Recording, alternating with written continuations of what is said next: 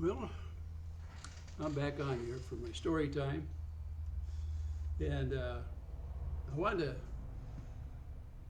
put a couple words up there. I was going to have it over 2 words, but actually, there's 3 words, and they're all 4 letter, and they're not swearing, but they can hurt as bad as swear words, depending on how they're put together and the relationship between the 3 words. Do you want to hear what they are? Okay. Love, Love. Hate, Hate. There's only a real fine line between the two, and it's easy to go from one to the other very quickly. Help, Help. That's the odd word out, kind of, isn't it? But they're related. And the reason being, some people, they love to hate. And yet there's others that hate to love.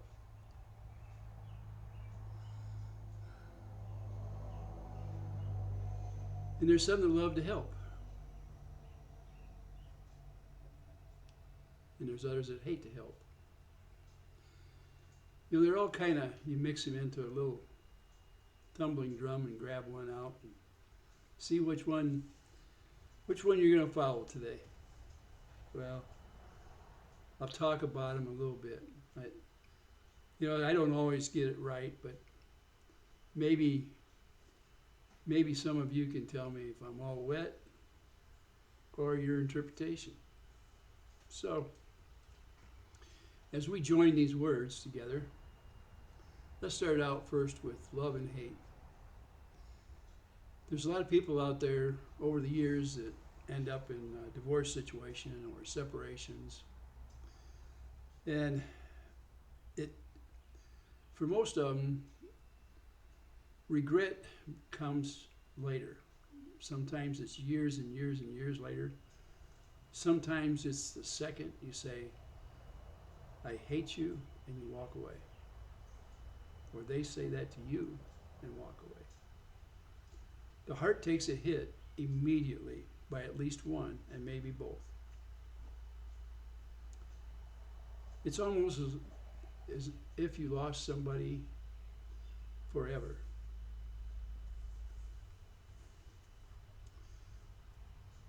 You know, it's hard to think, and it would bother you if you thought somebody you loved so much was no longer going to be your partner or be around you,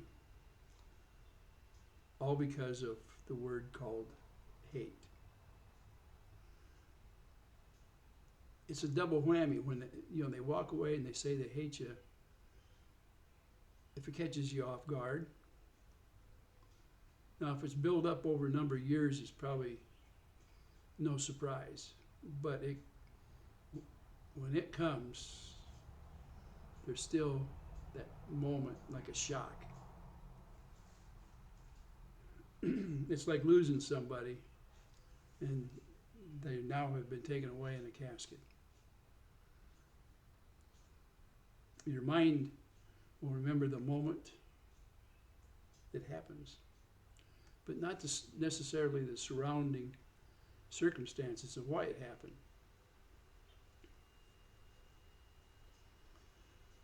That fine line is so easy to cross. And in today's world, when I think about it, we have more reasons to hate than ever. And for some reason, we have lots of people stirring the pot up. I remember years ago when I was in the military, what would happen to somebody when they got that Dear John letter. It would tear somebody up completely.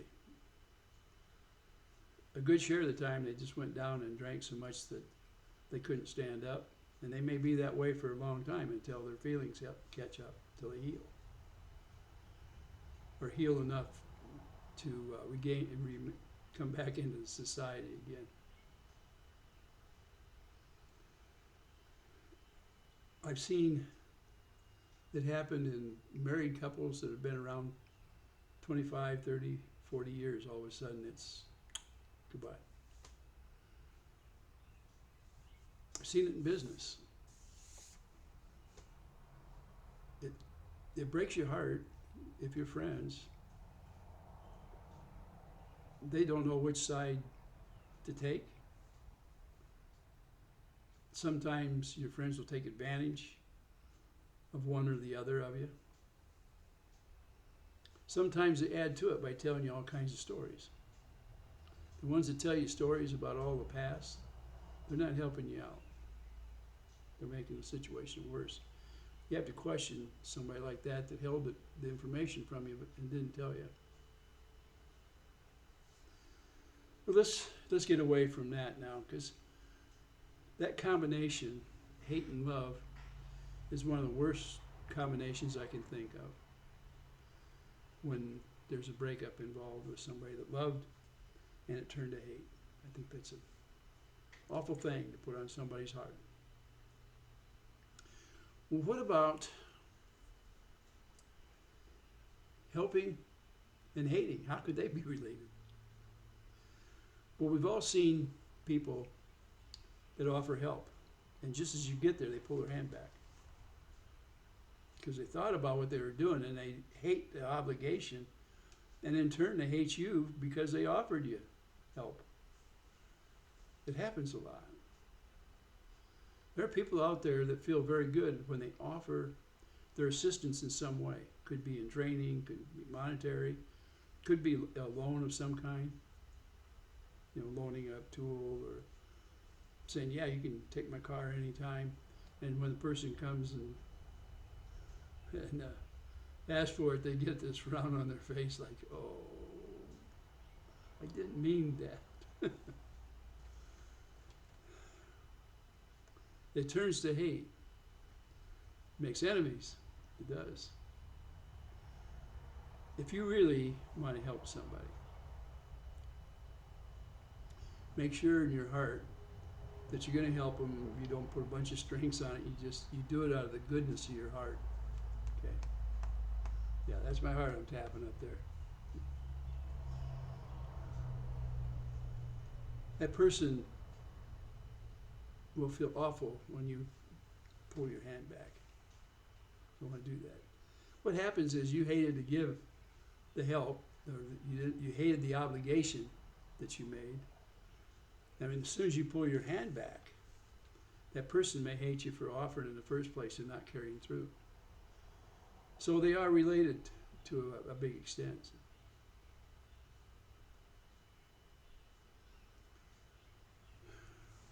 Now, there's people out there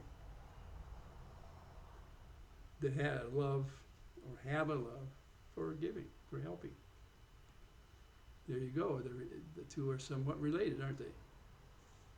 So this other person, out of the goodness of their heart, they give of themselves, and some will give everything they have. I have, or had, two grandmothers. And when I was almost 4 years old, things were kind of tough back then, financially for the family. And I don't remember a whole lot that went on back then. There are certain things I remember, but not a whole lot. But I do remember my mom saying, well, we're going to move in with her mother. And I really liked both my grandmothers. And we did get to see my mom's mom, but not a lot. But that day we were in, believe it or not, an old Model A.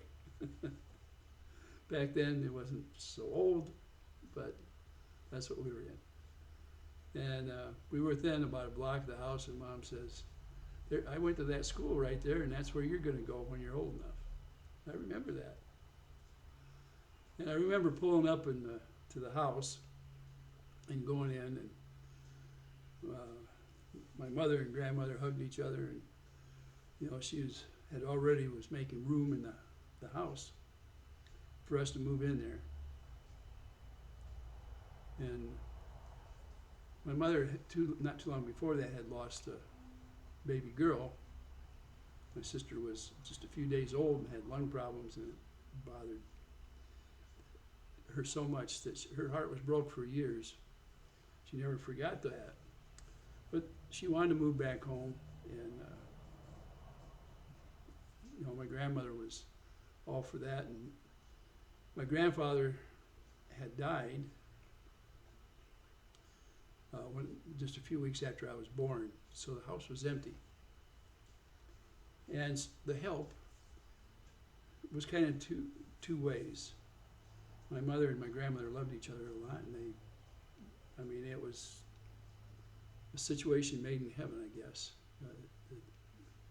The things come together.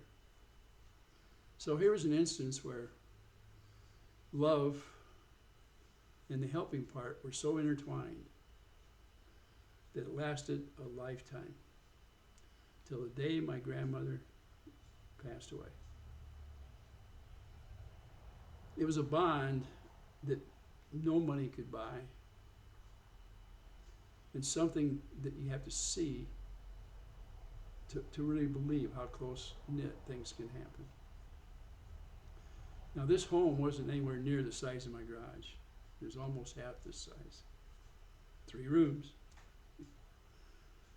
Eventually, 2 more boys were born into the family, my 2 brothers. So my dad and my mom and us 3 boys and my grandmother lived in that little 3-room house. This house had no running water. Back then, you didn't have to have running water. There was a pump out there that was for 3 homes. The other 2 homes belonged to my aunt. It was an extremely close-knit family, and I had dozens of cousins out there. They were all of them had farm backgrounds, at least a generation within a generation. Everybody knew each other. They'd get together and have good times. They were all bonded by love and help. It was a different time, and people didn't pull their hand back after they offered to help. It's not like today. People know they should help, but they don't want to offer it. But knowing who to help is as important as offering it. Now, how do we know somebody needs help? Well, some will ask for it. Some are nothing more than grifters. That's how they get along in life. Some are afraid to ask and don't, and it causes them great misery because they don't have the help. A lot of people are burnt by giving help.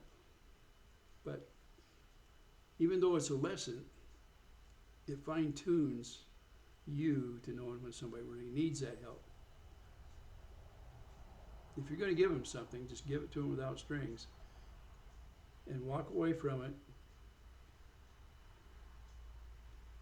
Let them do with it what they will.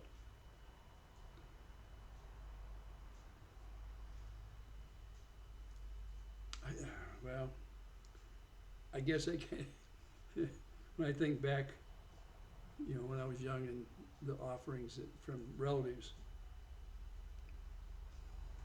it brings back great times that make you kind of teary. You know what I mean? Those times, the memories were so wonderful. My mother, she loved to cook, and she was, if I got within a block of the house, I could smell the bread or rolls cooking. Get that yeast smell from way, tell you which way the wind's blowing. But I loved those cheese rolls. They were great. Homemade bread. A big slice of homemade bread with butter on it. It was good as a piece of cake. Cornbread, mmm, little butter and honey on there. Oh my goodness. Or dip it in some cornbread, your cornbread and ham and beans. Oh. I know some of you maybe never had stuff like that, but the love of giving back there brings fond memories forever.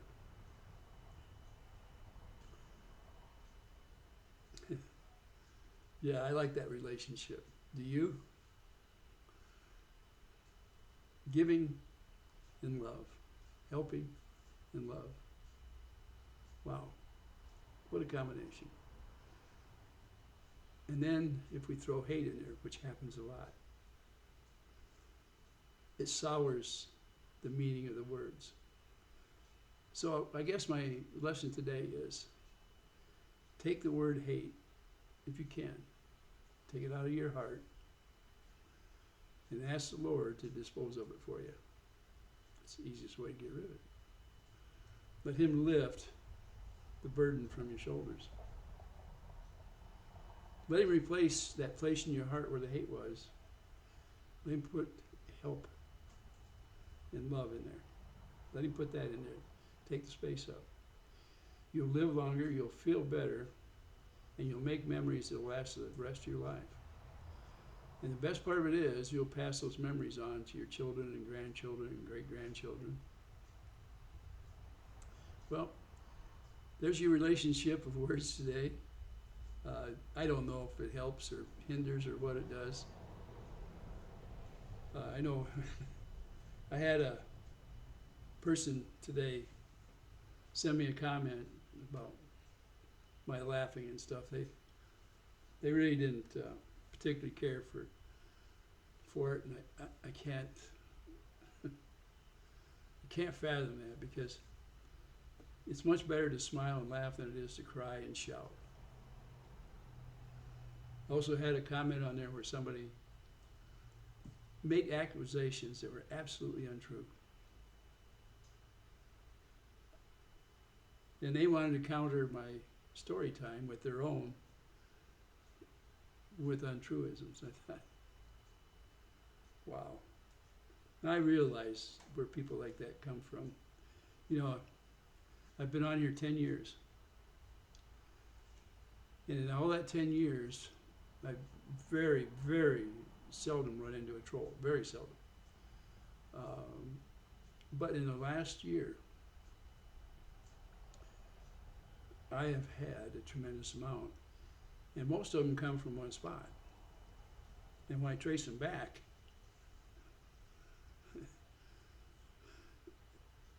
I see a cesspool of this hate.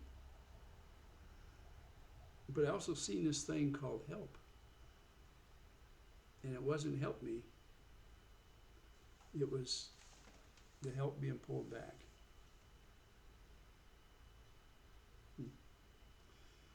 I hope that you understand the words that I put out today. And if they help you, go ahead and institute them into your life. And yes, I hope the Lord guides you with the light on the path of righteousness. Well, for today, that's it. Goodbye.